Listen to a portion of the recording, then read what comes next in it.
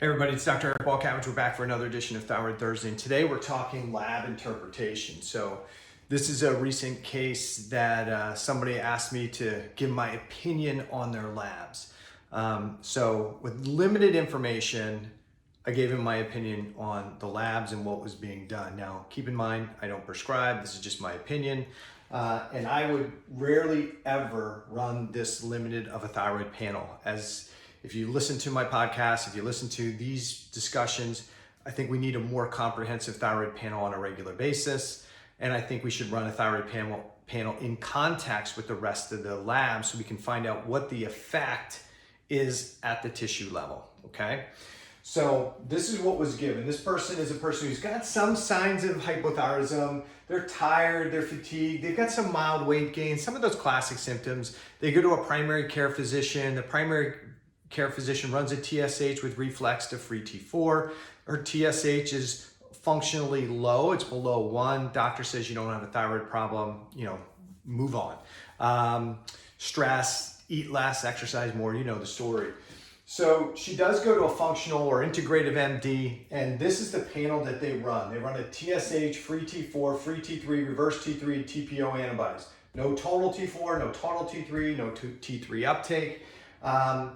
And so I think this is an incomplete panel when you run it, but let's just kind of go through what was there. TSH is 0.62, the free T4 1.26, and a free T3 at 2.21, and reverse T3 at 15.3, and a TPO at 55. So the physician said, listen, you're not converting T4 to T3, you've got Hashimoto's thyroiditis, you have hypothyroidism, and you don't convert T4 to T3, so we're gonna give you T3. So the person started out with 5 micrograms of T3, didn't feel great, not much improvement, so they increased the dose to 10 micrograms of T3, and she noticed some more significant weight gain and other symptoms, and she just felt like she was getting worse.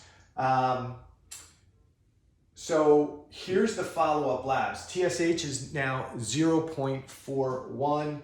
The free T4 is 0.9, free T3 is 2.3, reverse T3 is 11.4, TPO antibodies have gone up, still no total T4, total T3, T3 uptake, and the free T4 and free T3 ratio has gone up. It's still low, but has gone up. Optimal ratio is usually somewhere around 0.31 to 0.34. So the doctor says, hey, because you're feeling worse, but he sees an increase in the free T3. They see an increase in the free T3 to free T4 ratio. So that's cool that they're using that ratio, but I rarely ever see anybody talk about that ratio besides me. And the reverse T3 is down. So what they want to do is give her even more T3. They think they're on the right path, and these numbers are starting to look better, but the person's feeling worse as they went from 5 micrograms to 10 micrograms, the weight's already going up and they're not feeling good. So they wanted my opinion. And so when we take a look at this first panel, my first question for this person would be, why is this low? Like, she doesn't have optimal levels of T3, free T3. I don't know what the totals are, but my concern is, why is this number low? I would look at a low TSH at 0.62 and start to think, is this a person with an inflammatory process going on? And the inflammation is increasing the conversion of T4 to T3 at the person's hypothalamus and HP axis, and that is resulting in lower TSH. So I would assume if I have a lower TSH, then I'm gonna, and secondary to an inflammatory mechanism, I'm gonna have reduced conversion of T4 to T3. So I don't look at this as necessarily broken physiology. The reverse T3 at 15.3, everybody uses different numbers here. I use that range, 18 is the higher end of the range, but we can't be dogmatic about this number. I don't know why that's elevated, but I look at these numbers and I wonder, with a suppressed TSH, and a free T4. Again, I don't know what the total, I don't even know, with a low TSH, this person may not really be making a lot of T4. So a reverse T3 at 15.3, that actually might be technically a little bit higher than it should be, but without the totals, I really don't know. But I do know I have TPO antibodies, so I know there's some level of thyroiditis going on here, and an inflammatory process. So I think what's going on here is this person doesn't have low production or an inability to produce it necessarily. They got an inflammatory suppression of T4, T3 production potential, T4 production for sure, and they have inflammations impacting the conversion of T4 to T3. And we can see the free T4 to free T3 ratio is 0.21. I think I talked about all of these, but the big thing here is, would adding T3 solve the person's problem, right? Is this broken physiology? They don't have an ability to convert T4 to T3. Is this the immune system and inflammatory system saying, hey, we need to slow down the metabolism, reduce the conversion of T4 to T3 so we can defend against something? Now, this clinician might have been thinking, well, if their free T3 is low, I'll just give them T3. I'm going to try and optimize their physiology, and then I'll start worrying about what's creating the immune inflammatory process. So this is on 10 micrograms of T3, and they're looking at this. TSH is at 0.41. The client is concerned that it's lower. The clinician isn't, and the reason the clinician isn't because they know that if they give T3, it's going to suppress TSH. I'm assuming they know that. Free T4 has dropped. Now, why is free T4 dropped?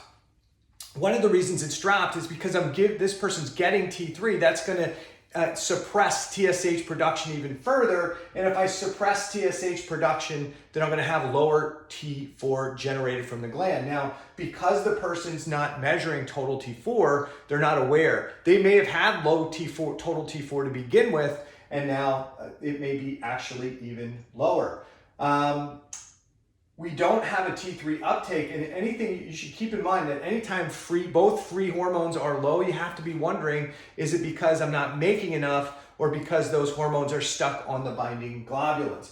Now, they were happy that free T3 went up, but is that really good? Well, one of the things you have to take in mind is this person took the T3 right before they did the blood draw. So we're measuring some of the T3 that they took the morning before the blood draw. So this isn't actually better conversion. This ratio actually makes it look like this is better conversion, but it's not. This is measuring some of the T3 they took just earlier in the morning. So this isn't better conversion necessarily. This number, when you're taking T3, you can't really compare it when you're not taking T3 to when you're taking T3 because you're taking T3. So it's not actually what the cells are converting. The reverse T3 went down. The physician thought this was good because they're probably under the thought process that reverse T3 blocks T3 from working, which it doesn't. I'm concerned that the reverse T3 went down not because it's a good thing. It's down because you're suppressing the thyroid gland's ability to make T4. And so with less T4, there's less T4 to be converted into both T3 and reverse T3. So I'm not happy with either one of those numbers in this situation. And I think the reason the person feels worse is because we've suppressed their TSH further. That means they probably have less T4 to support the tissues. And we're actually creating a more hypothyroid state here, and we're trying to band-aid it with T3, but with suppressing the thyroid gland, we're going to lose out on the amount of T4. Because remember, most of the T4, all the T4 in the body is made at the thyroid gland, and then it's converted in the peripheral tissue. Some T3 is made at the thyroid gland, but most of it's converted at the peripheral tissue. So if I suppress TSH with T3 in this situation, plus the inflammation that was probably suppressing it, now I get decreased gland production. The medication's actually creating a glandular hypothyroid state. I'm going to have less circulating T4. And remember, there's a lot more T4 in circulation than T3. And this value's no longer valid. So I think what the person's trying to do here is not the right strategy. I don't think more thyroid hormone is the answer, the solution. This would be a case where I would want to run a more complex thyroid panel to see what the totals look like. I don't think this is a person should be on T3 medication at all. My recommendation to this clinician would be get her off of the T3 medication, do a more complex thyroid panel, look at a more complex blood panel so you can see the context, and start working with that client to identify what's causing the cell stress inflammatory response. And by addressing that, not only will there probably be reduced thyroiditis, there'll probably be better conversion of T4 to T3, and the thyroid gland will start to work and function better, and the person's symptoms will improve. If you have any questions, put them below where you ever watch the video. See ya.